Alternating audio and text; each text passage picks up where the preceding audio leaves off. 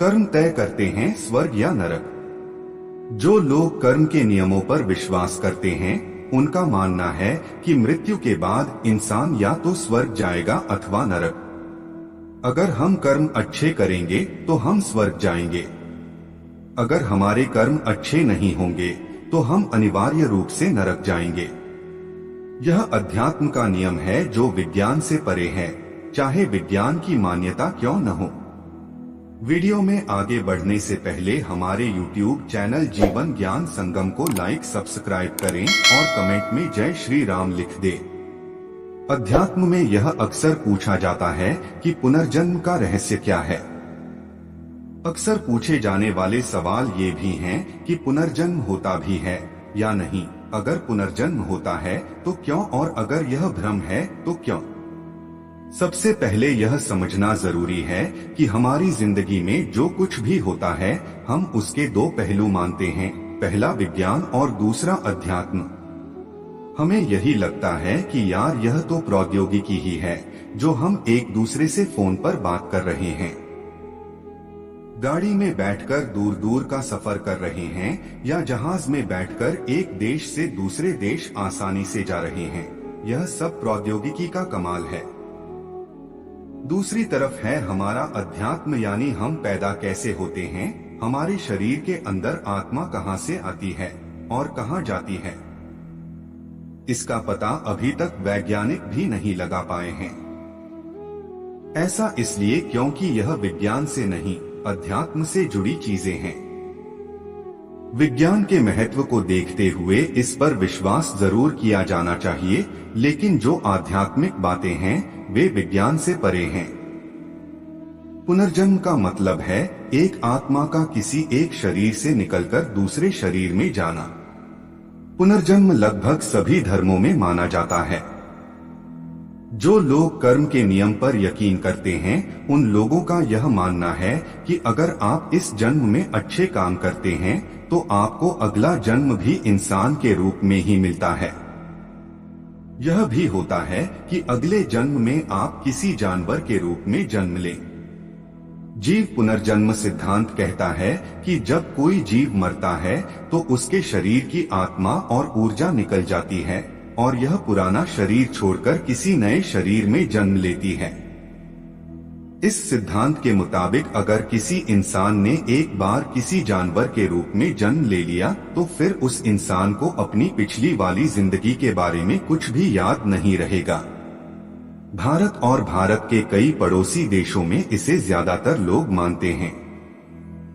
बौद्ध धर्म यह कहता है कि वे आत्माएं जो पिछले जन्म में बुरे कर्म करती हैं, उन्हें किसी जानवर के रूप में जन्म लेना पड़ता है।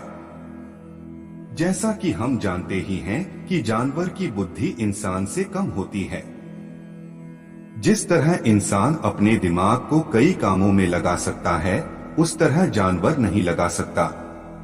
इसलिए बुरे कर्म करने वालों को यह सजा मिलती है। पूर्वानुभव पहले न घटित के घटने का आभास और पुनर्जन्म एक दूसरे से काफी संबद्ध हैं। पूर्वानुभव क्या होता है? दरअसल कभी न कभी आपके साथ भी कुछ ऐसा हुआ होगा जिसमें आपको लगा होगा कि यह तो आपके साथ पहले भी कभी हो चुका है। इसके अलावा किसी नई चीज को देखने पर आपको अचानक लगने लगता है कि यह तो आप पहले भी कहीं देख चुके हैं। इसी भाव को कहते हैं पूर्वानुभव। इसी सिद्धांत को कहते हैं पूर्वानुभव। इस पूर्वानुभव को आज तक विज्ञान भी पूरी तरह से नहीं समझ पाया है कि हमारे दिमाग में अक्सर ऐसा क्यों आ जाता है।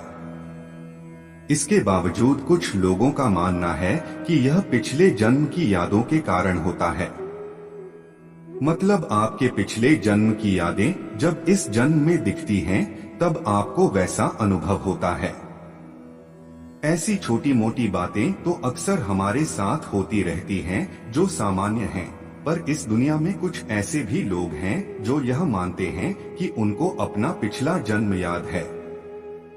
रूस की एक महिला ताकती वालों यह दावा करती हैं कि पुनर्जन्म सच में होता है और वह खुद को इस बात का प्रमाण भी मानती हैं। उसे पूर्व जन्म की भाषाएं याद हैं। अक्सर हम इस बात को मानते हैं कि मरने के बाद या तो इंसान स्वर्ग जाता है या फिर नरक। इस सिद्धांत में यह कहा जाता है कि अगला जन्म लेने से पहले हमें स्वर्ग या नरक में जाना पड़ता है। मान्यता यह है कि हम सभी के अंदर आत्मा है। मरने के बाद आत्मा के पास दो ही रास्ते होते हैं, या तो स्वर्ग या फिर नरक। उस आत्मा को कहाँ जाना है यह उस इंसान के कर्मों पर निर्धारित करता है। ऐसा हमारे बुजुर्ग हमेशा कहते हैं कि यदि हम भगवान पर विश्वास करेंगे और अच्छे कर्म करेंगे तो जरूर स्वर्ग मिलेगा, और अगर बुरे कर्म करेंगे तो नरक मिलेगा। यदि हम मृत्यु को विज्ञान की नजरों से देखें तो एक बड़ी ही रोचक बात सामने आती है। यह सिद्धांत अगले जन्म के सिद्धांत को मार देता है। यह सिद्धांत कहता है कि मृत्यु सिर्फ गलतफहमी है। मृत्यु सिर्फ हमारे सचेत अनुभव के अंदर आती है। आज के लिए बस इतना ही। मिलते हैं न्यू वीडियो पर। जय हिंद, जय भारत।